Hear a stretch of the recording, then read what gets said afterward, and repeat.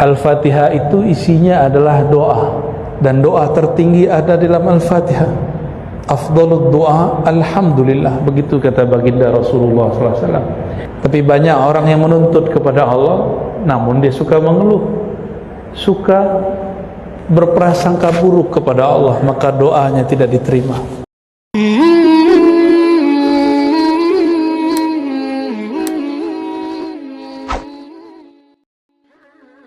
Sering kirim Fatihah untuk Syekh Abdul Qadir Al-Jilani, benar ya? Kirim Fatihah untuk Nabi SAW. Sering kirim Fatihah untuk Imam Muhammad Bahauddin Shah Naqsyabandi. Tapi kapan Bapak Ibu ini kirim Fatihah untuk diri sendiri? Ya, Al-Fatihah itu isinya adalah doa, dan doa tertinggi ada dalam Al-Fatihah. Afdhalud doa alhamdulillah, begitu kata baginda Rasulullah SAW. Doa paling afdal, paling tinggi adalah engkau mengatakan alhamdulillah. Apa makna alhamdulillah? Terima kasih wahai Allah. Maka orang yang berterima kasih, doanya gak perlu lagi pakai simbol, karena dia sudah senantiasa berdoa. Itu sebabnya orang-orang yang berterima kasih, bersyukur itu doanya sedikit, kabulnya banyak. Tapi banyak orang yang menuntut kepada Allah, namun dia suka mengeluh, suka berprasangka buruk kepada Allah, maka doanya tidak diterima. Karena ciri-ciri doa diterima, dia berbaik sangka kepada Allah Subhanahu wa ta'ala. Dan berbaik sangka itu ciri-cirinya tidak mengeluh dan suka berterima kasih. Orang berterima kasih ciri-cirinya baca alhamdulillah. Tapi tidak semua orang baca alhamdulillah dia bersyukur. Alhamdulillah itu kalimat orang Islam, tapi belum tentu semua orang baca alhamdulillah qalbunya bersyukur. Siapa tahu lagi mau nyalek ya, alhamdulillah dilanjutkan. Ya, ajaran kita tidak melarang berpolitik. Ya, politik itu fardu kifayah. Fardu silakan, ya. Namun pandai-pandailah. Jangan sampai menjual agama untuk cuma 5 tahun. Ya. Bapak Ibu yang makan Allah, kembali ke hadis yang tadi. Islam itu zahir, iman itu batin. Berarti al-Islam hukumnya pada hukum badan. Hukumnya al-Islam pada apa? Hukum badan. Sayyidina Ali, Sayyidah Fatimah, dalam satu riwayat disebutkan dan kemudian dinukil dalam fatwa Al-Imam Ibnu Hajar Al-Haytami, Allah secara hakikat sudah menikahkan mereka di langit sebelum di bumi. Tapi tetap saja di bumi mesti diterapkan hukum al-Islam. Jadi al-Islam ini hukum badan, mulai dari ujung rambut sampai ujung kaki kena hukum al-Islam. Itu sebabnya walaupun kita boleh mengenal Allah cukup dengan qalbu, tapi kalau sholat mesti tutup aurat. Seandainya bertuhan itu, beragama itu cukup dengan hati, tidak perlu pakai badan, kita tidak perlu ke masjid, karena qalbu kita juga masjid.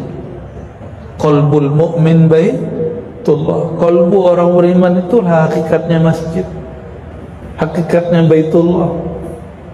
Maka tidak cukup beragama hanya dengan, ya Bapak Ibu, kalau kenyang itu hakikat, tanpa makan mungkin ya? Mungkin, tapi kita masih punya tubuh, maka hukum badan ini masih tetap diperlukan. Oleh karenanya mesti makan yang halal.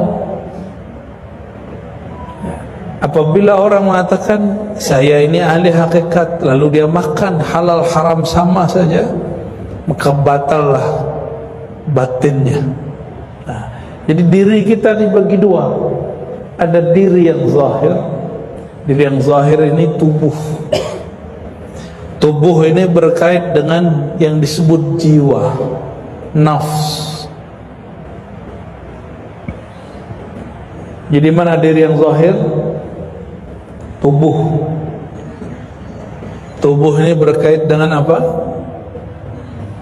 Nafs, jiwa. Nah, jiwa ini, nafs ini, karakter jiwa kita ini, tubuh kita kan mirip dengan hewan, Bapak Ibu. Benar? Benar ya?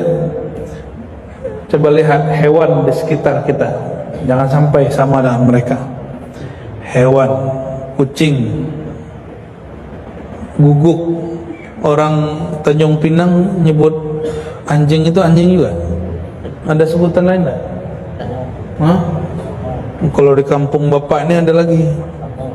GACIK, Pak. Enggak usah disebut, Pak ya. Bapak udah lupa, alhamdulillah itu. Ada sebutan yang lebih jelek daripada itu, ya. Si binatang-binatang ini suka nyala orang, suka bentak orang, suka menakuti orang, suka emosi. Maka jiwa itu ada karakter, namanya karakter emosi. Jadi orang yang suka marah itu,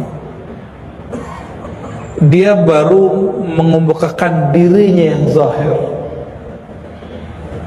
Dirinya yang zahir apa itu? Dirinya yang suka marah.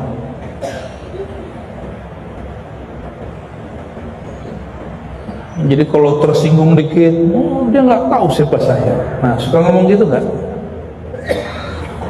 Lagi nyetir, lagi bawa motor, bawa mobil, disalip orang, lalu marah, disalip pulang. Nah, ini masih karakter apa? Karakter buas. Orang ini dan binatang buas hampir sama, cuma bedanya bisa nyetir aja. Mau begitu? Mau jadi orang begitu setiap hari? Ya? Tapi kok kita membiarkan diri kita begitu? Itu kalau ada orang ahli hakikat bisa lihat, itu yang dia lihat bukan manusia. Itu yang lihat yang nyetir si guguk, si kalbun tadi. Bukan kolbun, kolbu hati. Kalau kalbun ANJING.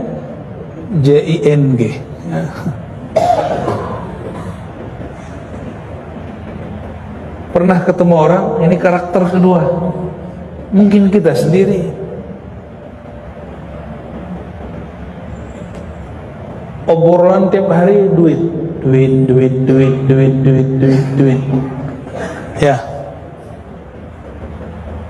Tiap hari ngomongnya duit.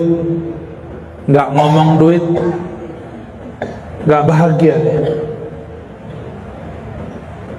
Yang sayangnya pasti Pak Ketua MUI kita menyaksikan dan sedih melihat banyak dai-dai nggak mau lagi datang dakwah kemana cuma karena urusan duit. Ya. Benar, Tengguru ya?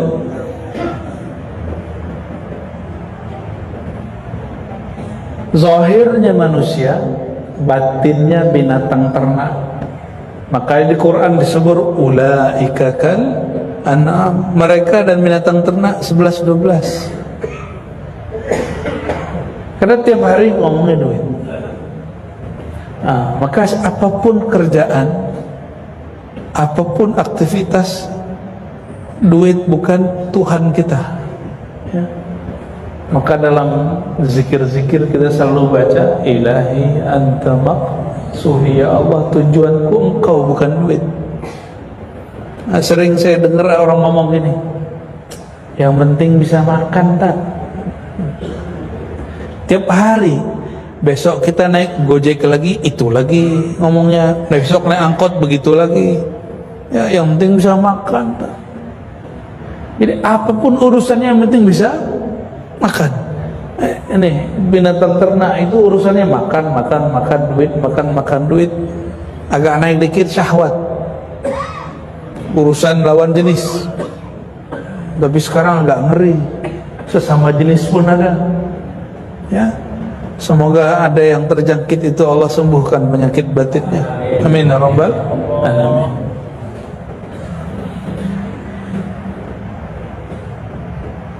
Itu diri yang zahir.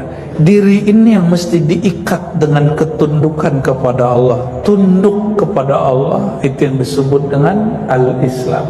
Maka yang tadi, tubuh yang berupa jiwa ini mesti diikat. Ya, senang dengan lawan jenis, ikat dengan akad. Ingin makan, ikat dengan pekerjaan yang halal. Ingin berkuasa, maka ikat dengan kemampuan mengendalikan emosi. Bagi Nabi SAW, orang hebat itu bukan orang yang bisa mengalahkan orang dengan tinju.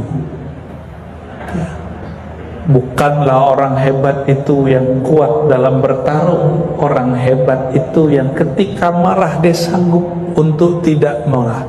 Ya. Orang menghardik kita boleh menghardik dia, tapi kita tidak balas menghardik. Oh, itu orang hebat. Itu dia bukan lagi binatang buas. Karakter buas dalam dirinya sudah takluk. Dalam urusan agama ini lebih berat. Banyak orang sudah hijrah secara zahir, bajunya sudah hijrah, jenggotnya sudah hijrah, sarungnya sudah hijrah, tapi batinnya belum hijrah. Apa buktinya? Suka nyenggol orang, suka nyenggol. Kalau ahli agama, orang beragama nyenggolnya pakai apa? Kalau orang torekot nyenggol torekot lain, ya. Kalau orang yang suka kajian-kajian fikih nyenggol kelompok lain. Orang yang senang ikut sunnah Nabi menilai orang selain dia tidak ikut sunnah Nabi. Nah,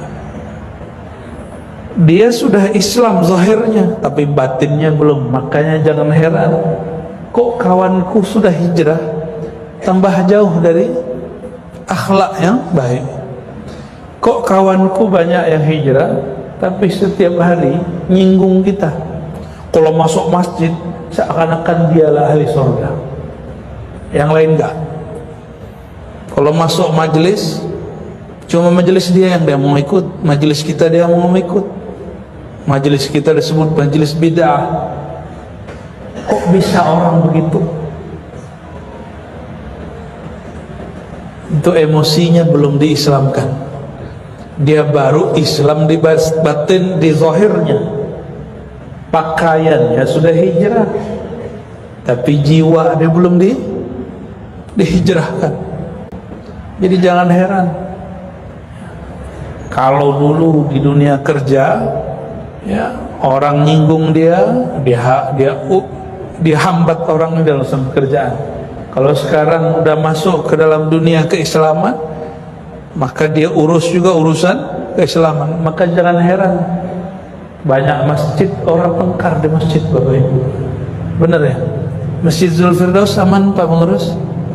Hah? Sepertinya senyumnya senyum pahit ini. Ya.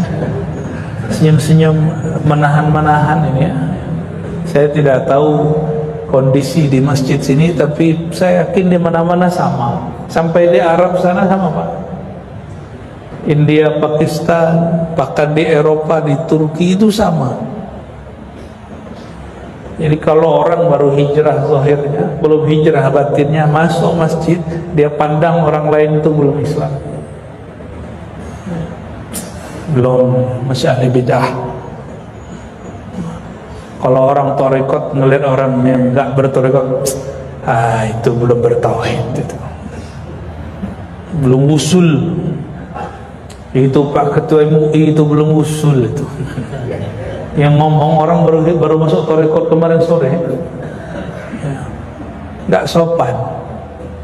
Nih saya kasih tahu ya, di ijazah tarekat saya, ketika guru kita mengijazahkan ada perintah wajib, akrimul fuqaha, hormati ahli fikih,